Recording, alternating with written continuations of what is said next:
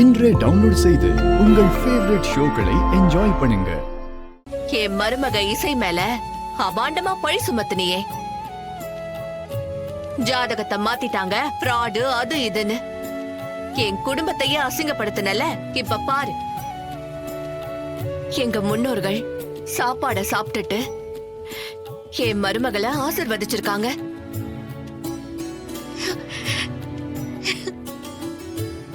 அது மட்டும் இல்ல, முன்னோர்கள் தங்களோட திருப்தியையும் சந்தோஷத்தையும் தெரிவிக்க பூ ஒன்னையும் இலையில வச்சிருக்காங்க.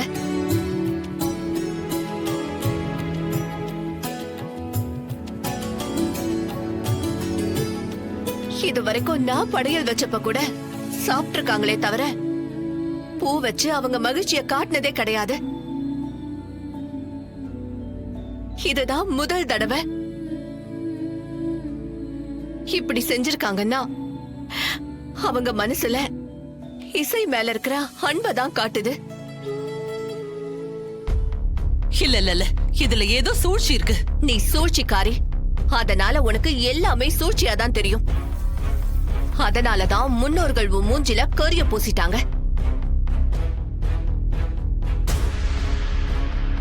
இனிமே என் மருமக ஜாதகத்தை மாத்தி வச்சுட்டா ஏமாத்திட்டான்னு பொய் சொல்றத நிப்பாட்டு. ஜாம் ஜாமுன்னு கல்யாணம் நடக்க போகுது. இல்ல, இதுல ஏதோ தப்பு இருக்கு. முன்னோர்கள் சாப்பாடு சாப்பிடுவாங்களே தவிர அதுல பூ வைக்கிறதெல்லாம் இது வரைக்கும் நடந்ததே இல்ல. இது ஏதோ ஃப்ராட் வேலைதான். இந்த பூ எப்படி வந்துச்சு ஒண்ணும் புரியலையே. பானுமதி, நம்ம முன்னோர்கள் எது செஞ்சாலும் அதுல ஒரு அர்த்தமும் காரணமும் இருக்கும்.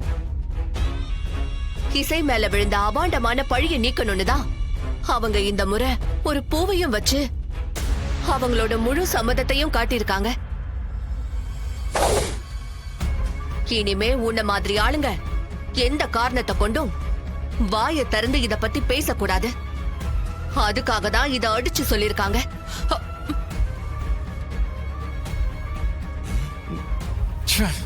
கடவுளே, இது இசைக்கு வச்ச டெஸ்டா? நான் தான் லூசத்தனமா உள்ள போய் இதெல்லாம் பண்ணி அவளை பாஸ் ஆக்கி விட்டனா? இப்படி பண்ணிட்டியடா விஷாலு. டே விஷாலு, உன் வாழ்க்கைக்கு வேற யாரும் ஆப்பு வைக்க வேணாண்டா, நீயே வச்சுக்க. இத நான் நம்ப மாட்டேன். பானுமதி, நீ எதுவுமே பேசக்கூடாது. நம்ம முன்னோர்கள் முடிவு செஞ்சு சொன்ன பிறகு யாரு என்ன பேசினாலும் அதுக்கு மரியாதை கிடையாது. வெளியில போ.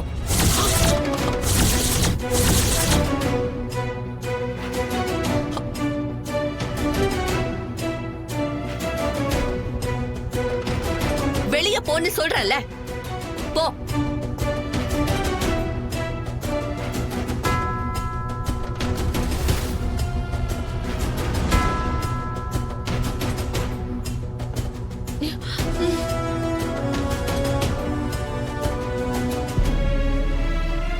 இசை, இதெல்லாம் நினைச்சு நீ ஃபீல் பண்ணாத.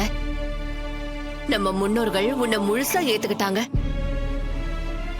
யாரு என்ன சொன்னாலும் இனிமே நீதான் இந்த வீட்டு மருமக.